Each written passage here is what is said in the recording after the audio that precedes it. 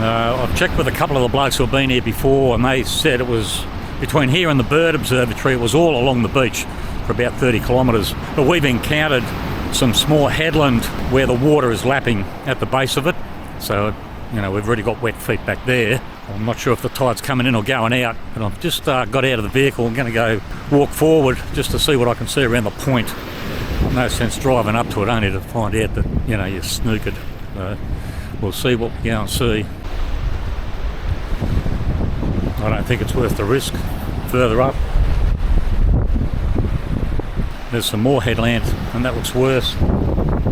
So, you know, could we do it? Well, maybe. You wouldn't want to get stuck. So we'll go back and have a chat. Maybe we can pick up an inland track just the other side of the dunes. The last thing you need is your car to be swallowed up by the ocean. Not out either.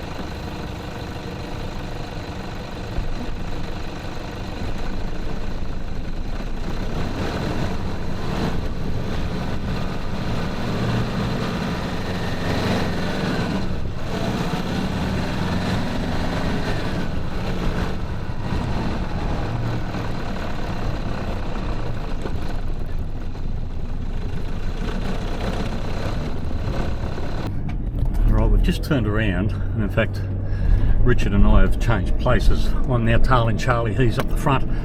Him and Kylie did this last year, or a couple of years ago, and their trip notes reflect that they did have to go inland to get around some headlands, so we're just retracing his steps in the hope that we can find our way off the beach.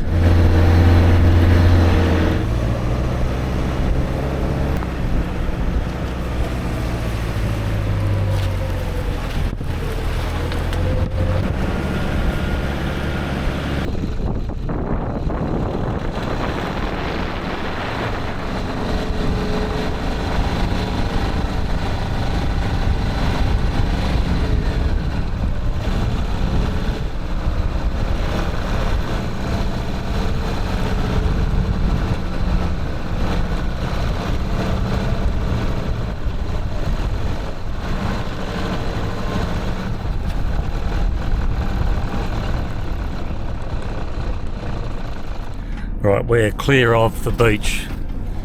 We're just behind the first line of dunes. Richard has recognised some of the features around this place, campgrounds and stuff like that, so he's been here before. Hopefully as we continue, although it was in the opposite direction, hopefully as we continue, he'll identify more and more.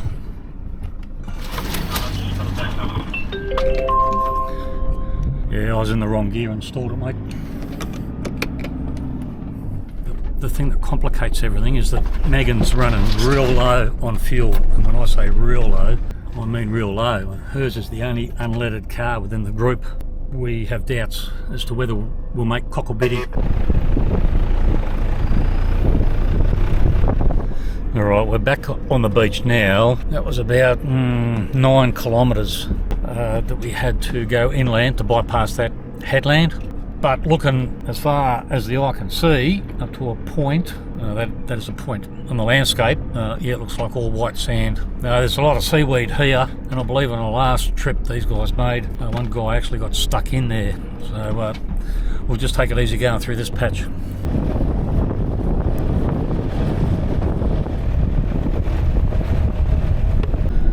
We are so blessed in this country to be able to do what we do. Absolutely blessed.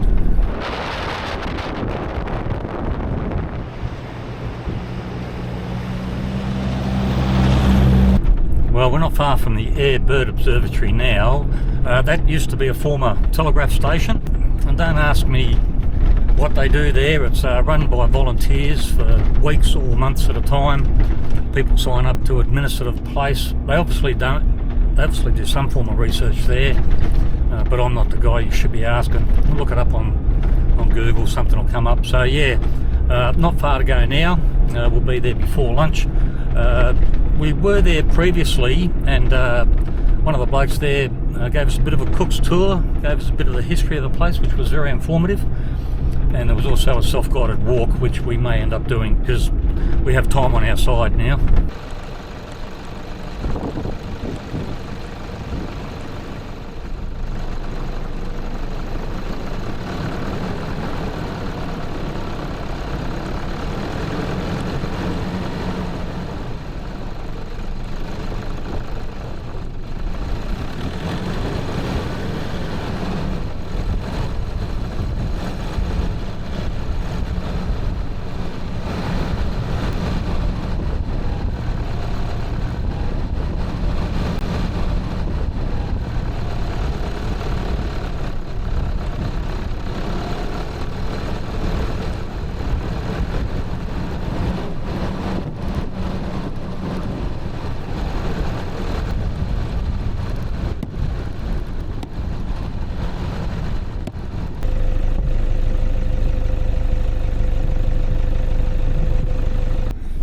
Sign there indicating that the observatory is closed. My only thoughts would be that they may have struggled to find volunteers to man the place, but that's alright, we can still do the self-guided walk and have a look around.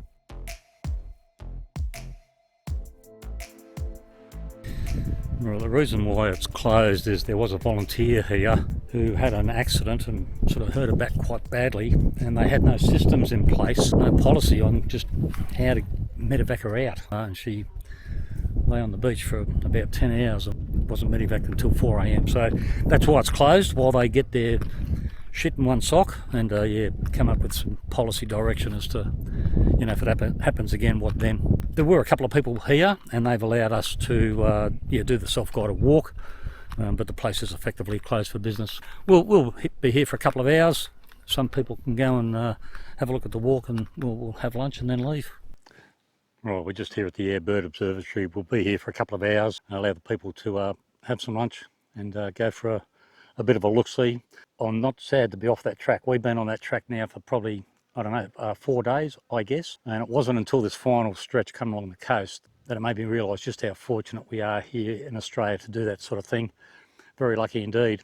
But what it also means, of course, is we've been living off the grid for the last number of days.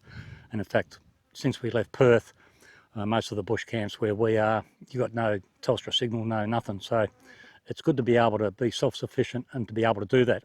And that brings me to my next point. I just wanted to give a shout out to the team out at Corson.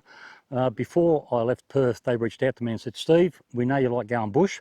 They said, "Here, take this and see what you think." And what they did is they gave me a solar panel. It's in this case a CF110W, 110 watts. And they said, "Take it, see what you think and let us know." And I've got to be honest, the more I use it, the more I like to use it. I have had another solar panel previous to this one. That was a 150 watt, one of the traditional glass panel aluminium framed ones. And that was quite big and bulky, took several minutes to put up and pull down. This one, on the other hand, very quick indeed. Seconds, only takes seconds to assemble. Weighs about 4 kilos, I guess, but certainly a lot easier to put up and a lot easier to pull down and stow away. This is the CF 110 watt. There is a bigger one, 220 I think it is. But in my case, my energy needs are pretty simple. I'm just one bloke. All I need to do is keep my fridge going and some lighting after dark. And this thing copes quite easily for my power needs. I'm not a technical kind of guy, never have been. But what I do know is as soon as I hook it up to the car, the numbers change on my second battery. So it's got to be doing something. It comes with a whole range of fittings suitable for every application. Having said that, I have made a cable that goes straight from the solar panel onto the Anderson plug of the car, because what I primarily use it for is to recharge the second battery, which operates my fridge and lighting. But there is a whole range of different adapters that would be suitable for most other applications, including the portable power banks that you can get. And I use mine in conjunction with that as well. I use the portable power bank because sometimes I need a bit extra oomph to charge my drone batteries and the like. So between the solar panel and that portable power station, that's all my needs. As I said before, I'm not a technical kind of guy, but the maximum output is 110 watt. It does have some very clever USB outlets built into the unit as well, and also a Type-C outlet for fast charging your phone and the likes, and that makes it pretty versatile and flexible. It also has a unique little gauge that allows you to line up the best possible angle to the sun, which I found helpful on a couple of occasions. So they've certainly gone above and beyond to make sure that this thing is user-friendly. As I said, my power needs aren't great, the fridge and a bit of lighting, but I find that this panel is more than enough to meet my needs. So if you're a couple or a small family, it could be sufficient for you as well. Having said that, I'll leave a link in the description below to their website. Go and have a look at what they have to offer. I'm sure you'll find something there that meets your needs as well. So yeah, once again, big shout out to the team there at Corsun. Thanks very much for the opportunity to field test and review the solar panel. From here, we're about, I don't know, an hour and a half, 2 hours from Cocklebiddy. We've certainly got to go there for fuel. We're not sure whether Megan's going to make it. We'll come up with a plan if she doesn't. So yeah, we've got about 10 kilometres of soft twin track. We then climb an escarpment, and then about 30 or 40 kilometres from there to get to the highway in Cocklebiddy. We're going to camp at Cocklebiddy this evening. That'll give people an opportunity to have a shower, maybe have a fresh meal at the pub there, and a couple of drinks.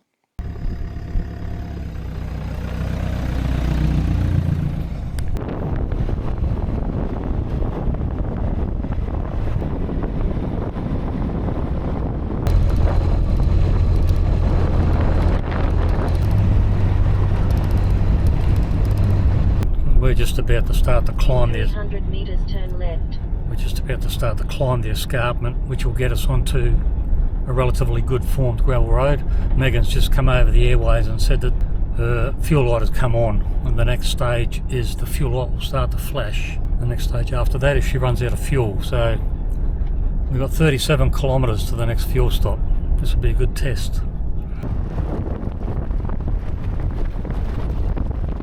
We're on the blacktop. Megan only needs fuel for 16 kilometres. Her light had come on but not flashing yet, so I think we'll make it.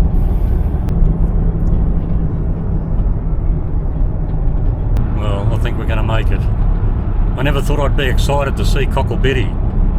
Have you been to Cocklebiddy? If you have, you understand. You're on, Megan. It's all downhill from now.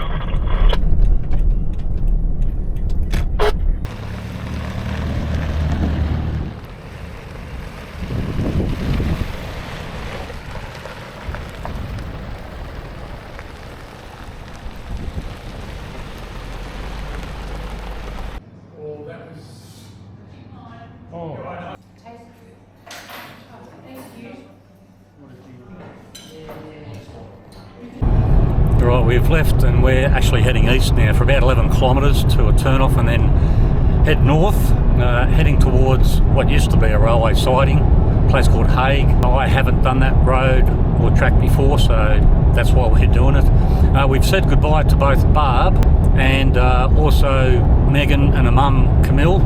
Barb's she doesn't have a spare tyre at the moment, so she's going to play it safe and head back towards Norseman on the blacktop. And then in the case of Megan and Camille, they've got to return to Perth for different reasons, so they're just going to slap it to Perth. They'll be home by tomorrow evening.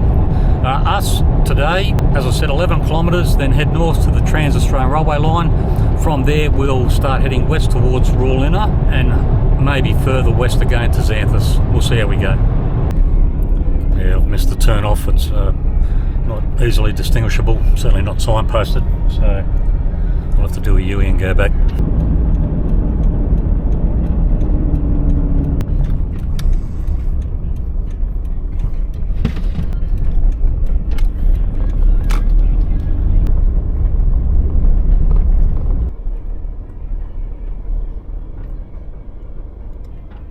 Yeah, Steve, it goes without saying, lock up when you leave. Absolutely. Now this particular track is supposed to be one of the better ones leading to the Trans Cont Railway line, or the access road. I still think it's going to be hard going. Well, not hard going, but you'll have to pick your line the whole way because of the caprock, the limestone caprock, to prevent puncturing the tyres. So yeah, it's 107 kilometres, but it, you know, could take, I don't know, maybe 3 hours. We'll see how we go.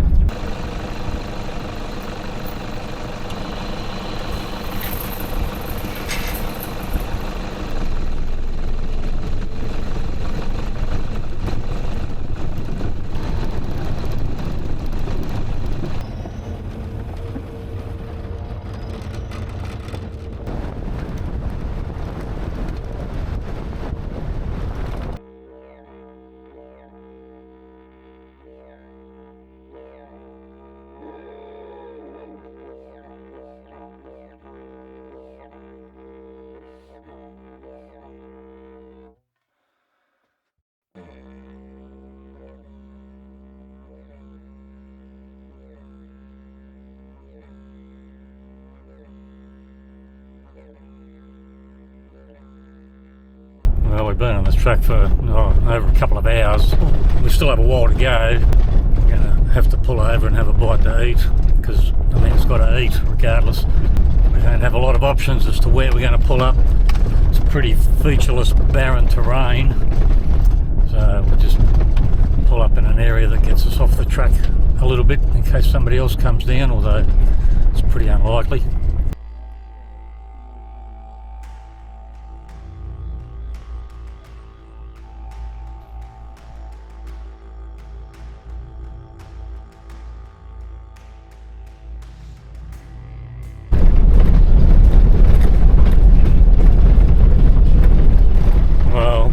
Approaching the Trans Cont Railway and the access track. I've got a Telstra signal at the moment, and ordinarily you have a Telstra signal for the whole length of the railway. Another 5 kilometres and we'll come to a T-junction and we'll turn left.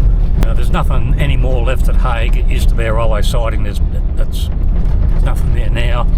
If you turn right, that will continue along the Transcontinental Railway line, but the track deteriorates very, very quickly into nothing more than a snotty twin track, similar to what we've been doing for the last few hours. Must be getting close. I can see a freight train, probably about 800 metres away. Quite a few empty carriages.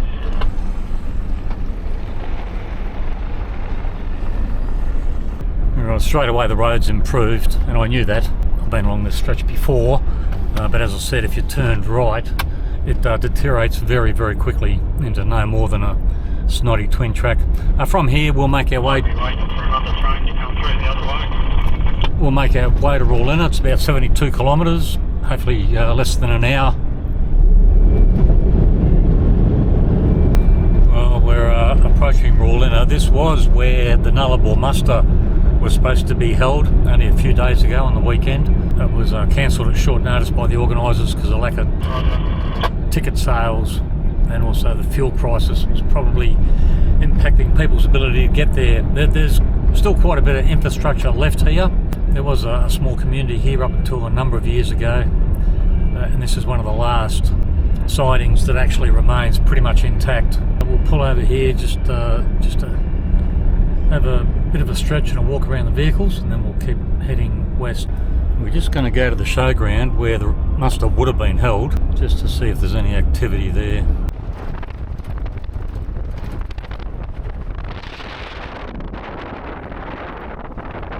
Yeah, it's a pity the muster didn't go ahead, because it's a bit of a fun weekend. Keep riding, Brandon. Keep going. Keep going. Sit up and ride him, boys. Sit up and ride him. Keep riding. Keep riding. Oh, there you go. This is your first qualified ride for the night. Brandon Van Zyl. And I know a couple of members from the club, have been wanting to go here. That's one reason why I wanted to lead the trip. But anyway, we'll just drive around, see what we can see, and then start heading west towards Xanthus. Let's ride, Liam. Sit up over your head, son. Keep riding. Keep riding. Oh. Righto, let's make some noise, ladies and gentlemen. JD Mills. Let's go, JD. Sit up and ride.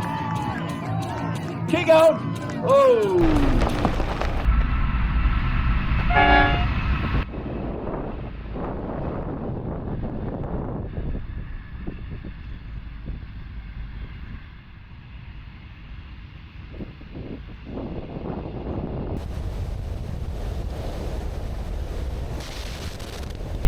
decision time, folks. It's 4 p.m. We've got 68 kilometres to get to Xanthus. Call it maybe just under an hour. Sunset at Xanthus is 5:27. We've got a choice of two. We can, pull up somewhere and look for a bush camp, which will be difficult, bearing in mind we've got a fence on one side and the railway line on the other, or we drive for less than an hour and make Xanthus. I'm open to suggestions either way. My preference is to get to Xanthus. What are your thoughts?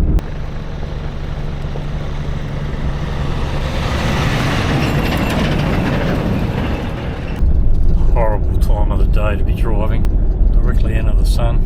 We're nearly there now, Xanthus. We've probably driven a little bit longer than we would have liked, but I wanted to. Turn right, then turn left. There's not a lot of options along this stretch of road, and I do have an ulterior motive, because tomorrow morning I've got to go and dig up some fuel that Chris and I cached a year ago.